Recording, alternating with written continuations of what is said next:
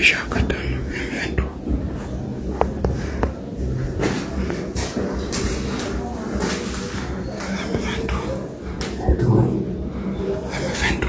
M23 Katana, c'est confirmé.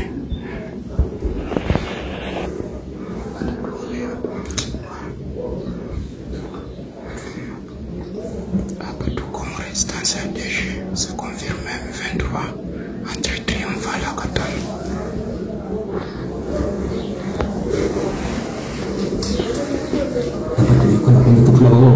Entrée triomphale de M23 à Katana. Abatou comme résistance ADG, c'est confirmé. Non sécurité.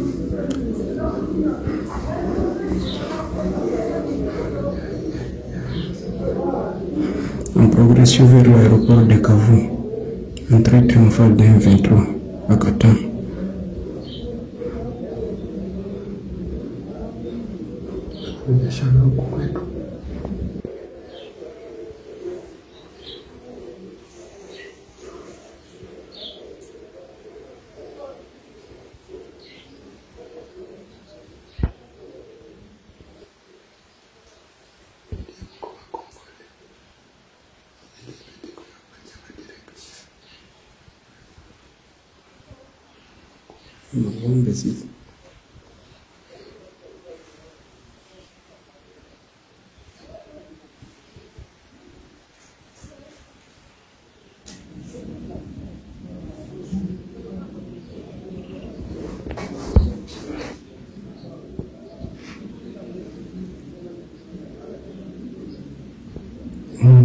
Hakuna tipoi.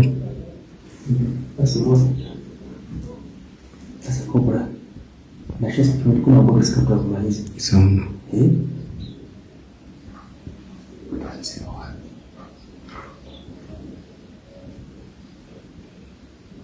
De la sécurité mondiale, les grandes questions sur la sécurité dans le monde seront débattues. Le chef de l'État, Félix-Antoine Tshisekedi Tshilombo, prend part à ces rendez-vous au sommet. On en parle dans ce journal.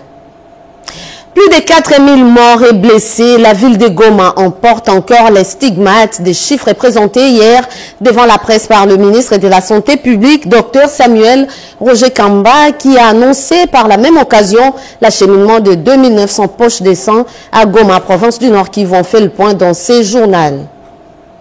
Bienvenue à tous. Des échanges au sommet en bilatéral sur des questions sécuritaires. Le chef de l'État, Félix-Antoine Tshisekedi Tshilombo, prend part à la conférence de Munich en Allemagne sur la sécurité. Sur place, le président de la République a échangé avec l'envoyé spécial du président américain en charge des missions spécifiques, Richard Grenay, sur la paix et la sécurité dans la région des Grands Lacs. On y revient dans nos prochaines éditions d'information. La République démocratique du Congo, représentée au sommet à Munich, prend une part active dans cette conférence pour porter la voix et les cris de nombreuses victimes de la guerre d'agression rwandaise et examiner avec d'autres dirigeants du monde les pistes d'un retour de la paix dans les Grands Lacs. Retour sur l'arrivée du chef de l'État Félix-Antoine Tshisekedi Tshilombo à Munich en Allemagne à travers ces reportages signés Blandine Zovo et Faustin Massola. L'édition 2025 de la conférence de Munich sur la sécurité qui se tient du 13 au 16 février dans la capitale de la Bavière rassemble plus de 450 décideurs de haut niveau et des leaders mondiaux dont les chefs d'État, des ministres, des dirigeants d'organisations internationales et même des ONG.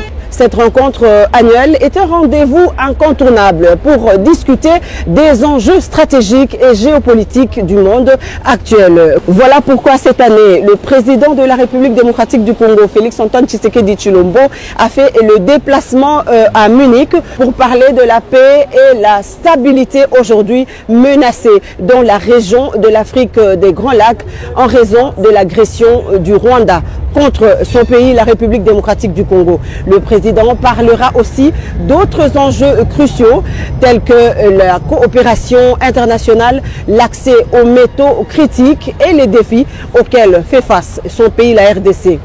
La présence du chef de l'État congolais à Munich souligne l'importance stratégique de la RDC aux yeux de la communauté internationale. Et comme le chef de l'État l'a déjà dit, on ne peut pas parler et décider sur le Congo sans les Congolais. Le président Félix Antoine Tshisekedi Tshilombo va donc plaider ici pour une plus grande implication de cette communauté internationale dans la résolution des conflits armés et face à l'instabilité endémique dans la région. En marge de ce grand forum sur la sécurité, il est prévu des rencontres en bilatéral de haut niveau avec plusieurs de ses homologues chefs d'État présents ici à Munich. Le président de la République, Félix Antoine Tshisekedi Tshilombo, va aussi participer à des réunions stratégiques à huis clos avec d'autres décideurs mondiaux. Depuis Munich, Blandine Zovo, Faustin Massola, Serge Mwanza et Antatina pour la cellule de communication du chef de l'État. Le Rwanda et le Burundi seraient-ils sur les pieds de guerre? En réponse à la menace rwandaise, le président burundais Evariste Ndayishimiye s'est dit prêt en cas d'attaque. Cédric Kenina nous décrit ces relations tendues entre les deux pays. Suivez.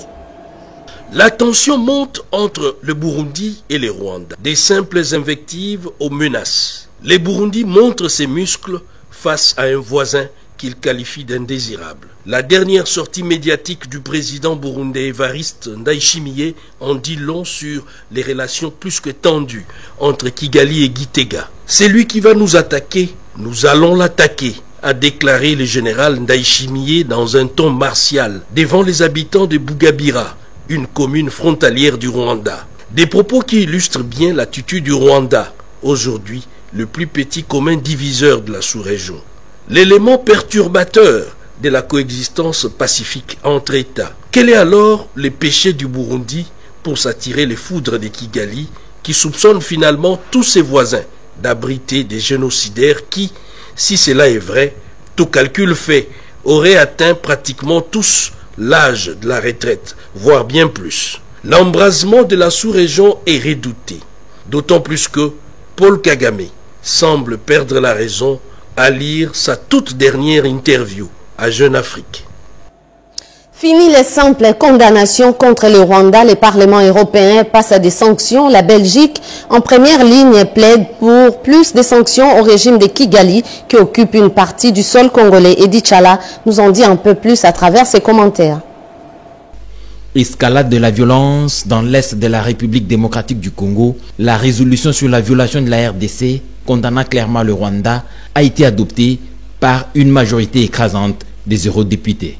C'était au cours d'une plénière du Parlement européen à son siège situé à Strasbourg en France. L'ambassadeur de la RDC au Benelux et à l'Union européenne, le professeur Christian Donga-Lankunku, a été le premier à prendre la parole au cours de cette session qui mettait en débat la problématique de la régionalisation du conflit en RDC. Le monde vous regarde, l'Afrique vous regarde, la République démocratique du Congo vous regarde. Jusqu'à quand continuerez-vous à garder le silence face à cette barbarie? Jusqu'à quand continuerez-vous à rester indifférent face à cette violation des règles de droit international? Les déclarations ne suffisent plus.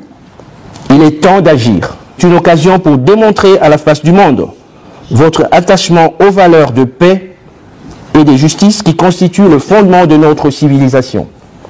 En votant pour cette résolution constitue non seulement un acte de solidarité vis-à-vis du peuple congolais, mais aussi votre positionnement du côté du droit et de la justice. La diplomatie congolaise a éclairé l'opinion des députés européens sur la situation sécuritaire et humanitaire sur le terrain dans l'est de la RDC, notamment sur les conséquences de l'invasion du territoire congolais par l'armée rwandaise en appui au supplétif du M23. Les débats ont eu lieu en présence des ambassadeurs de l'Angola, du Burundi et du Rwanda qui ont chacun eu l'occasion de défendre la position de leurs pays respectifs. J'en parlais dans les titres, les chiffres sont alarmants. Plus de 4000 morts et blessés et les malades Mpox sont pris fuite. Seuls 33 ont été retrouvés. L'acheminement prochain de poches de sang à Goma, province du Nord Kivu. Le ministre de la Santé publique, Dr Samuel Roger Kamba, a dévoilé ces chiffres devant les chevaliers de la plume et du micro sans papier de Robert Ndaïchi Sensei, rendu par Odepanda. Suivez.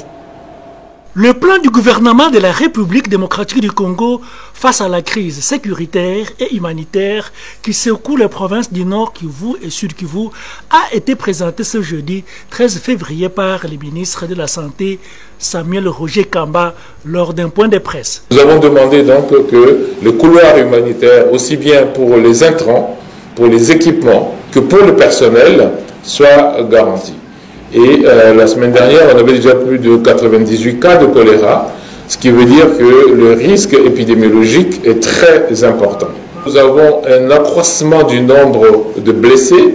Rien que la semaine du 5 au 10, nous avons eu plus de 118 ou 128 nouveaux cas de blessés, qui amènent à plus de 4260 le total. Donc nous avons encore de nouveaux décès que nous avons, nous, enregistrés comme nouveaux décès, qui montent à plus de 930 décès enregistrés dans les structures de soins, et ce n'est pas le décès dans la ville, et donc la situation reste préoccupante. Samuel Roger Kamba a annoncé plusieurs mesures prises par le gouvernement et une meilleure coordination entre le gouvernement et les ONG sur le terrain pour assurer une réponse efficace et rapide aux besoins des populations.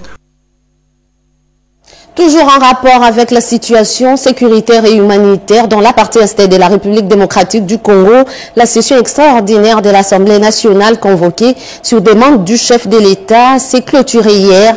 Les députés ont examiné cette situation sous la conduite de son président Vital Kamerhe Lwakaningini Kingi Animbalaka et Patrick Badibanga pour plus de précisions.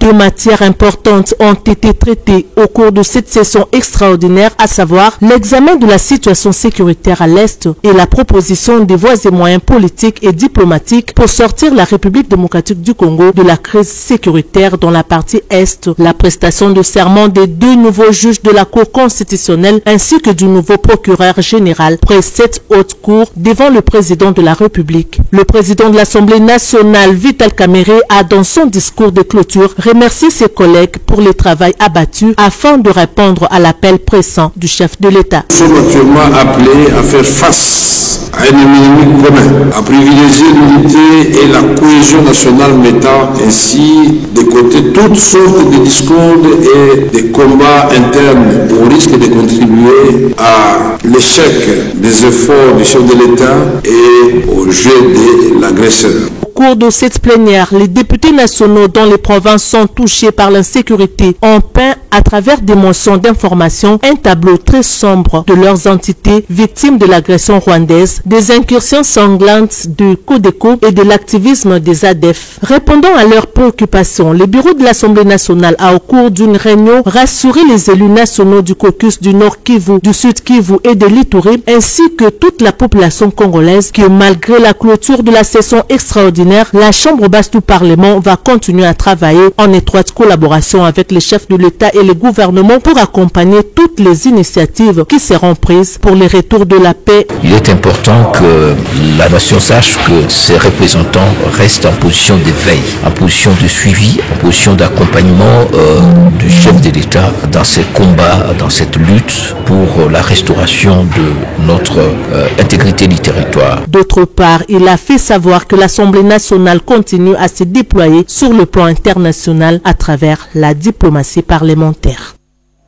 Et la Chambre haute du Parlement a clôturé sa session extraordinaire hier, séance convoquée pour proposer au chef de l'État des stratégies diplomatiques et politiques afin de faire face à la guerre d'agression. Le compte rendu de cette plénière avec Janine Kalenga, Bienvenue Lusala et Julien Piana. À la clôture de cette session extraordinaire, le président du Sénat, Jean-Michel Samalukonde Kyenge, a rappelé le contexte ayant concouru à la convocation de cette session marquée par l'occupation de la ville de Goma par l'armée rwandaise. Il a invité les sénateurs à garder à l'esprit l'appel à la mobilisation générale lancé par le président de la République, chef de l'État, Félix-Antoine Tshisekedi Tshilombo, pour mettre fin à cette barbarie rwandaise sous couvert de ses supplétifs du M23 AFC. En cette période critique, les conditions permanentes qui sont les nôtres devront rester actives et disponibles pour répondre aux sollicitations de l'État. L'appel à la mobilisation générale, la résistance et l'unité lancée président de la République et chef de l'État, commandant suprême des forces armées de la République démocratique du Congo et de la police nationale congolaise, a toujours été présent. La rapporteure du Sénat, Nefertiti Goundianza, est revenue sur la matière abordée au cours de cette session. Les institutions de la République sont en train de travailler en synergie pour que notre pays puisse sortir de la crise dans laquelle elle est engagée présentement. C'est vrai, à l'appel du chef de l'État, nous avons eu, l'Assemblée nationale et le Sénat, à présenter des stratégies qui feront en sorte que notre diplomatie et notre politique s'en verraient vraiment avancer en ce qui concerne la recherche de la paix à l'Est. Les sénateurs sont de nouveau renvoyés en vacances parlementaires et n'attendront que le 15 mars prochain pour l'ouverture de la session ordinaire de mars 2025. La situation sécuritaire et humanitaire préoccupante dans la partie est de la République démocratique du Congo. Cette question sera largement évoquée au 38e sommet annuel de l'Union africaine qui s'est ouvert ce matin à Addis Abeba, en Éthiopie. La République démocratique du Congo est représentée par la première ministre Judith Suminwa Tuluka, représentant le chef de l'État. Chemin Dondo Pompom Mbaye Djokoukou a signé ce reportage. La première ministre Judith Suminwa Tuluka est arrivée ce vendredi dans la capitale éthiopienne à Addis Abeba, où se tient le 38e sommet annuel de l'Union africaine.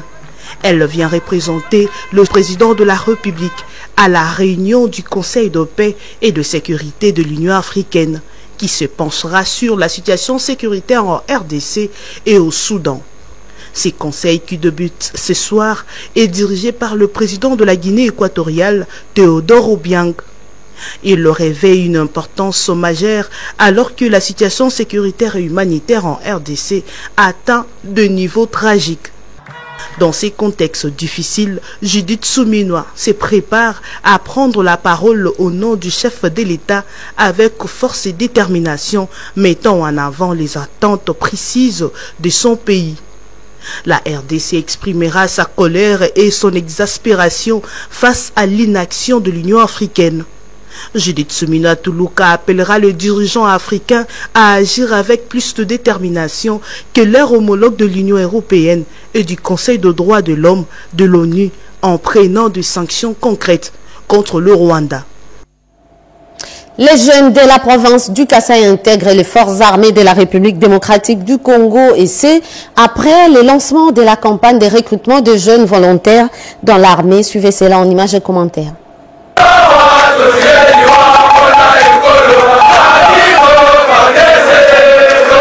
Avec une très belle ambiance, 3000 jeunes volontaires venus des différents coins de la province du Kasaï ont intégré les forces armées de la RDC dans une cérémonie riche en couleurs organisée au stade de football de Kanzala à l'occasion du lancement officiel de la campagne du recrutement de jeunes dans l'armée par le gouverneur Crispin Mukendi Bukasa. Devant plusieurs couches sociales réunies comme un seul homme pour soutenir le chef de l'État, l'exécutif provincial a réitéré son soutien au chef de l'État, aux FARDC et Wazalendo, tout en croyant à la victoire dans cette guerre imposée par le Rwanda.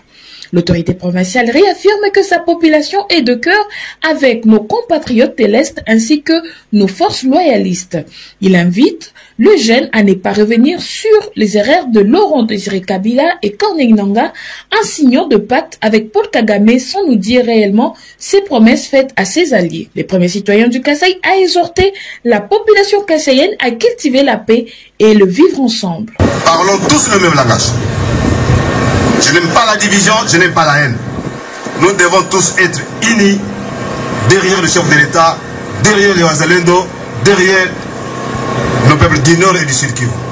L'autorité provinciale a également annoncé dans le prochain jour la création de la caisse de soutien au FARDC.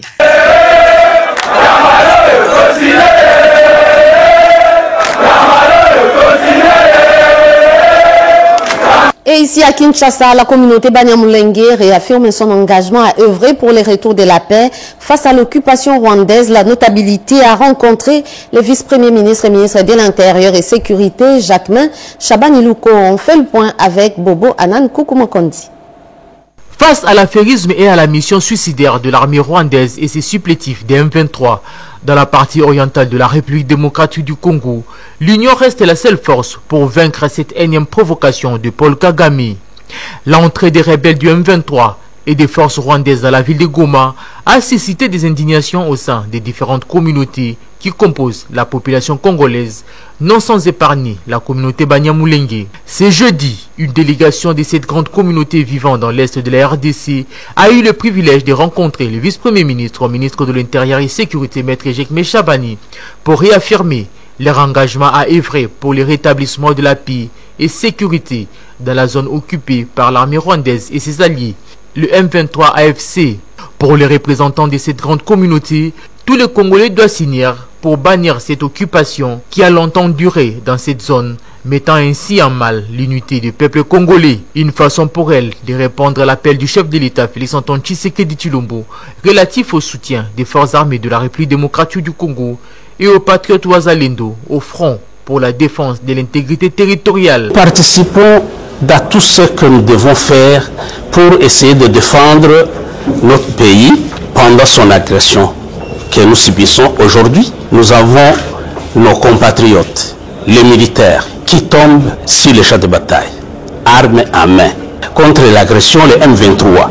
Le vice-premier ministre de l'Intérieur nous a rassurés, il va mettre un effort pour essayer d'apporter un changement. Très attentif, Maître Jacques Chabani les a apaisés davantage sur les mesures déjà prises pour la sécurisation de la population. La situation sécuritaire dans la partie est de la République démocratique du Congo, on en parle encore dans ce journal. Les acteurs de la société civile ont examiné ces problèmes, les explications avec Émilie Kaindo et Papi Mbongo.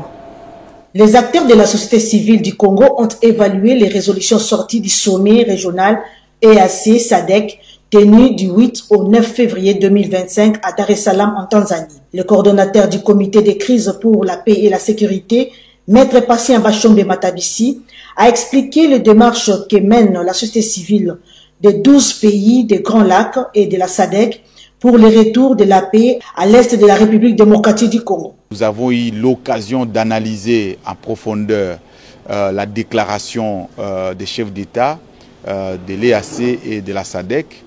Et donc, nous pensons que si nous devons construire la paix, nous devons être fidèles à nos engagements. Nous devons respecter les engagements des uns et des autres.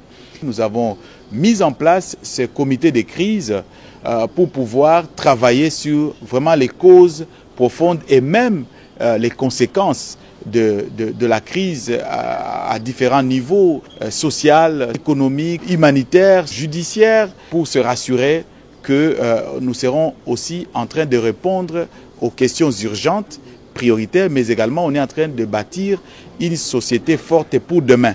Au regard de ce qui a été décidé à Dar es Salaam par le chef d'État de l'EAC et de la SADC, il a été principalement question de décider sur la fin des hostilités. Pour le coordonnateur du comité de crise pour la paix et la sécurité en RDC, les Congolais doivent se lever comme un seul homme et se focaliser sur le retour de la paix, gage du développement, car la République démocratique du Congo restera unie, indivisible, forte et prospère.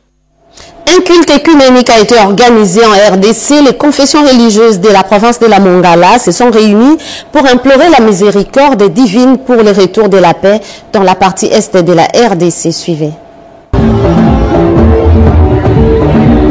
Au nom de l'unité et de la solidarité nationale, le gouvernement provincial de la Mongala, sous le patronage de son Excellence Monsieur le gouverneur de province, Maître Jean-Colin Makaka Papekaka, a organisé un culte écuménique ce jeudi 13 février 2025 à Lissala pour le retour de la paix à l'est de la République démocratique du Congo, victime de l'agression rwandaise. Selon Monseigneur José Bernard Likolo, évêque du diocèse de Lissala, si Dieu n'est pas avec nous, tout sera soldé en vain. La parole de Dieu nous le dit dans les psaumes 126. Si le Seigneur ne bâtit la maison, les maçons travaillent en vain.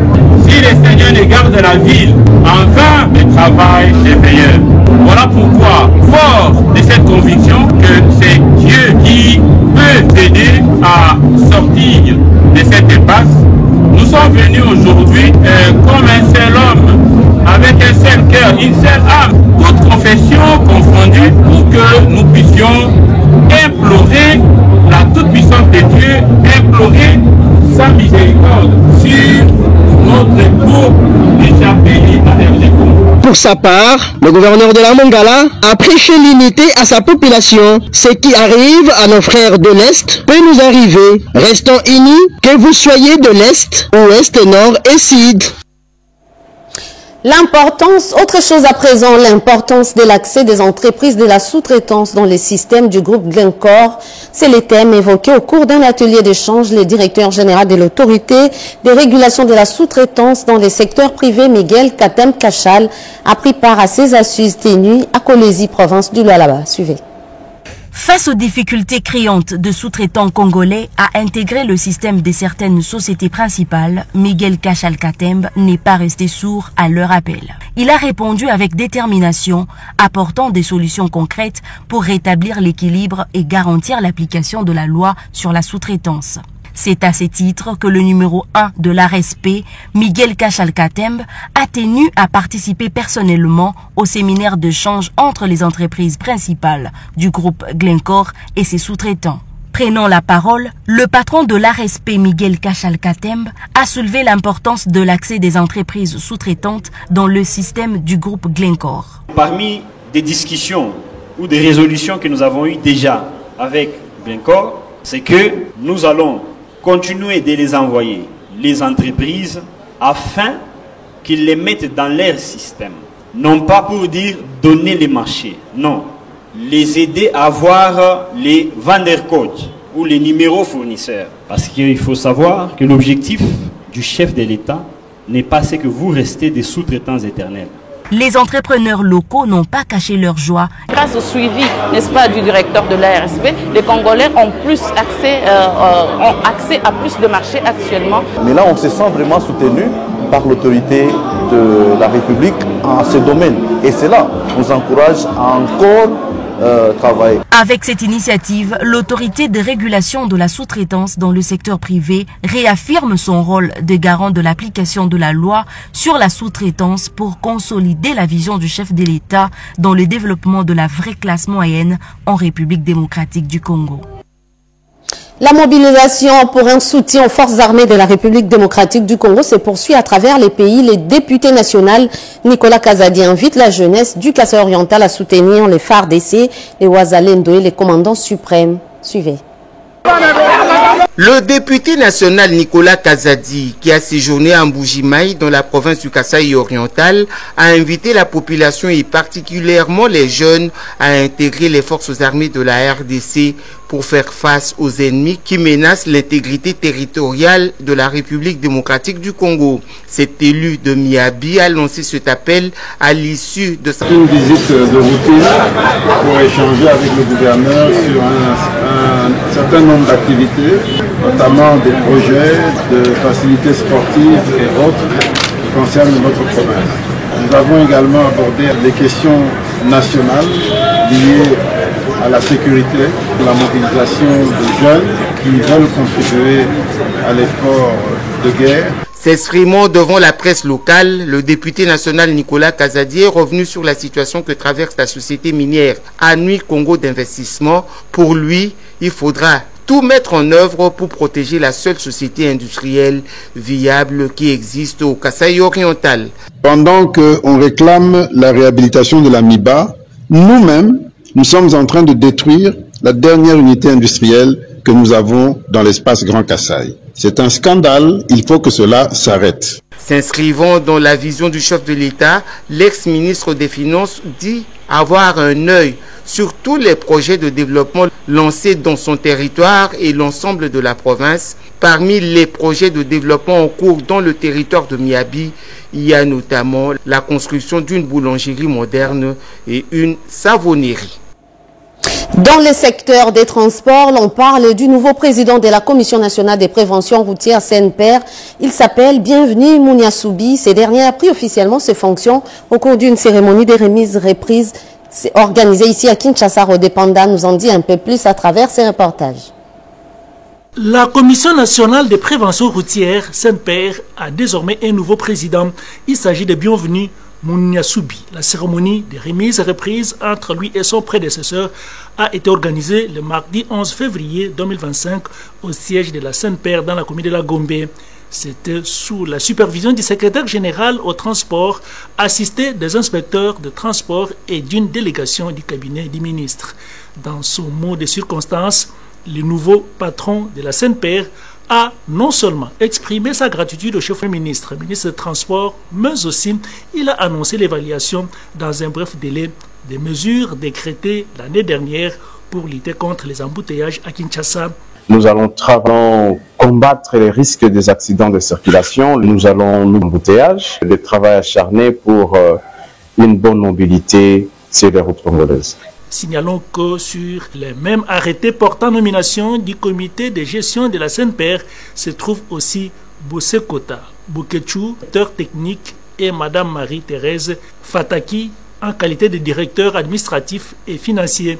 Juste après la cérémonie, le pays a présidé le même jour la première réunion du comité directeur et il a procédé aussi à la visite des salles et bureaux. Place à la lecture des tabloïds parus ce matin à Kinshasa, une sélection de Jean-Pierre Ndolo Demazou.